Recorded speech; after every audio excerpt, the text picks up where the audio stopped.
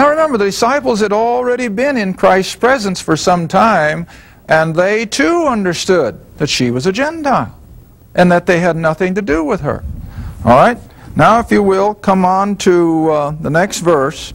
And she now says, verse 24, Jesus speaking, I'm sorry, but he answered and said, I am not sent but to the lost sheep of the house of Israel. Plain language? You can't get it any plainer. And Jesus himself said it. He said, I am not sent but to the lost sheep of the house of Israel. Why? Covenants. There were no Gentiles in those covenants. It was Jew only. And so this Gentile woman was almost presuming upon something that she had no right to presume. Now, where she made her most costly mistake was up there in verse 22 when she addressed him as, thou son of David. See? Now that really qualified who he was and where she was coming from. She couldn't address him as thou son of David. That was a Jewish term. She's Gentile. All right, now you know the account. Verse 25, she comes back. And she worshipped him, and now she drops that son of David part and addresses him as what? Lord. See? Now that brings her a little closer. So now she says, Lord, help me. And he answered, verse 26, and said, it is not meet, it's not right to take the children's bread and cast it to the dogs. Who are the children? The Jews. Who were the dogs of Christ's day? Gentiles. So put it in that light. Jesus said, now look, lady, it's not right for me to take this which belongs to the Jew and give it to a Gentile. It won't work.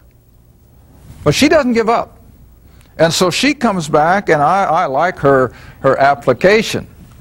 And she said, truth, Lord, yet the dogs eat the crumbs that fall from their master's table. I used to have a little house dog that would sit right beside me when I ate, and I bet most of you do too. And my wife just never could quite condescend to that. And I'd say, but honey, it's so scriptural.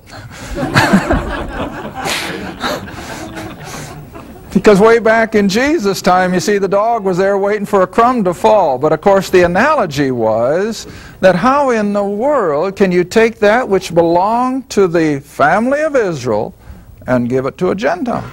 Just wouldn't work. All right? But she comes back and she says, truth, Lord. And then verse 28, and Jesus answered and said unto her, O woman. Now, I didn't realize until, I guess I was brushing over some of these things in preparation for today. The word woman, as it's used here, and as Jesus addressed Mary, woman, was not, as we would think of it today, as more or less a degrading term. In other words, you wouldn't call somebody woman if you respected her.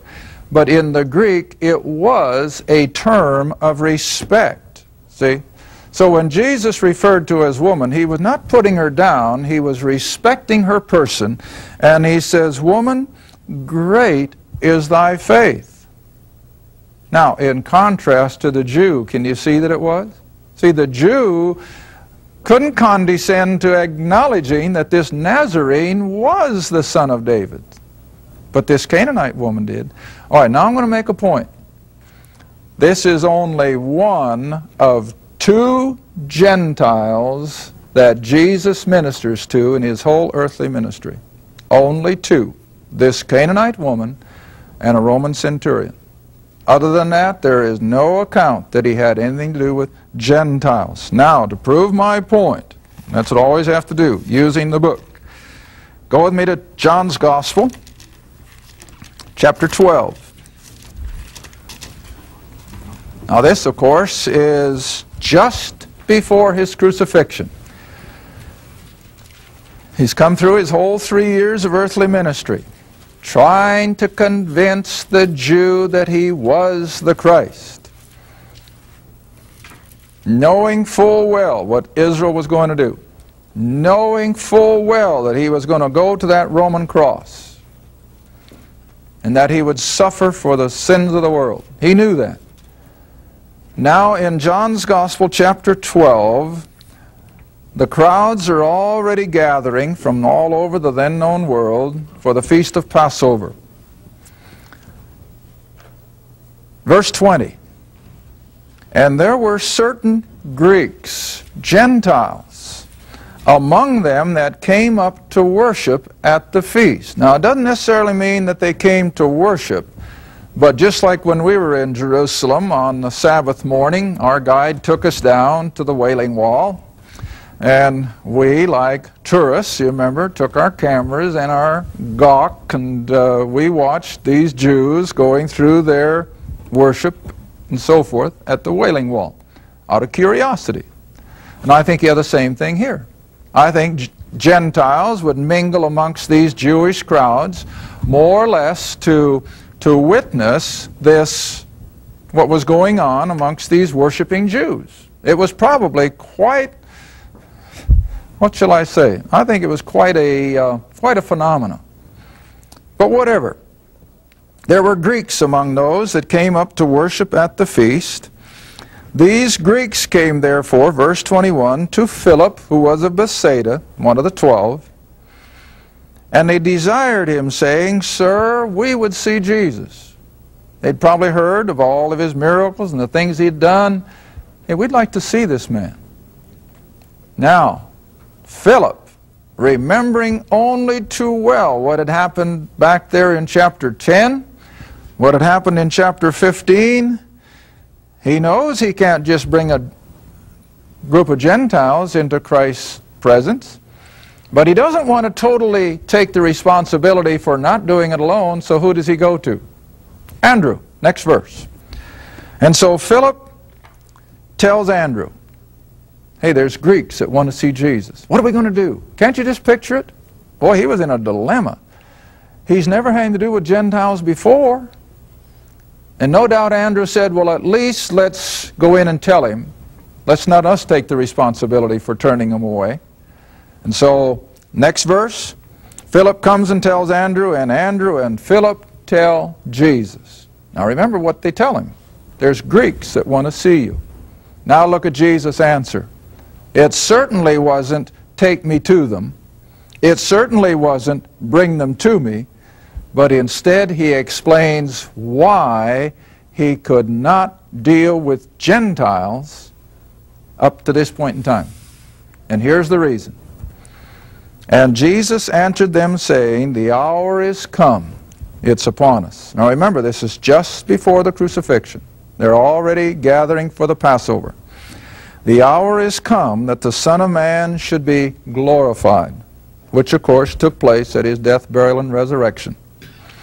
Verily I say unto you, except or unless a kernel, or a corn in the King James, but it's really a kernel, except a kernel of wheat fall into the ground and die, it abideth alone.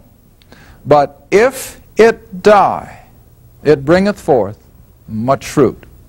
All right, now we're all living in enough of a rural area of the country that we understand that before a seed can germinate, it has to be taken out of its container and it has to be placed into the ground where it can receive moisture and sunlight.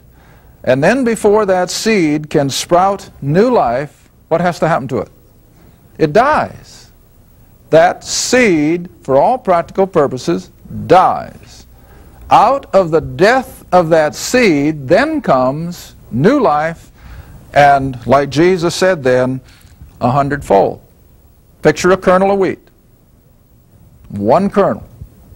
It's buried. Now, I know some may germinate laying on top of the ground, but a good farmer won't just throw his seed on top of the ground. He'll plant it. And when you plant something, you what? You bury it. And Paul uses that analogy in Romans 6, that unless we have been planted in the likeness of his death, what does it mean? Unless we've been buried with him, see, we cannot have new life. There has to be that experience of death. before you can have new life.